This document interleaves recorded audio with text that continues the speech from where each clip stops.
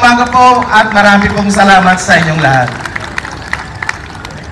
Okay, thank you so much, Sir Sok. So, little reminders lang po ulit no, sa ating mga runners.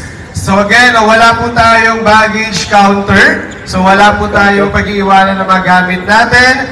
So yung mga tumblers po natin, bawal po tayong mag-gamit ng single-use plastic, mga PET bottles. Wala rin pong nakabang ng mga paper cups or plastic cups. So huwag po kayo maghahanap sa ating mga water stations. Make sure that you are wearing our prescribed uniform. So either white shirt or yung provided nating dry fit shirt.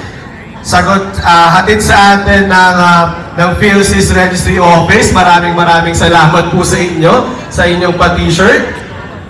Bawal po natin tanggalin ang ating mga race bibs. Color blue po ay ating para sa mga 5-kilometer run. Color orange po para sa mga 3-kilometer runners.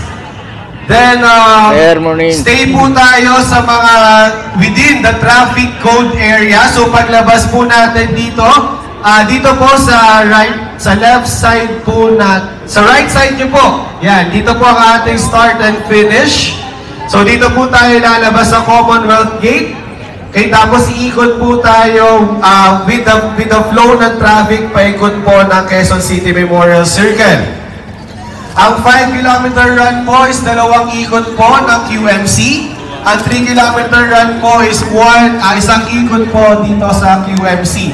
So yung mga 3-kilometer runners po, kapag nakabalik na po kayo dito sa Commonwealth Gate, papasok na po ulit kayo dito sa assembly area. Good morning. Then ganoon din po sa 5 kilometers. So kapag nakadalawang ikot na po kayo, papasok po ulit kayo dito. Then after po nun, meron pa rin tayong Zumba activity and the claiming po ng ating mga breakfast. Okay? Meron po tayong breakfast area dito sa ating katabi po ng ating stage, and raffles will Solo ka din given. Solo ka? Okay po?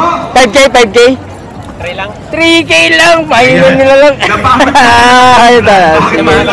Oo, kayang-kaya yan! Okay. Ikaw mamuna dyan! Before we start, okay na po ba ang ating start and finish dyan, Sir Lau?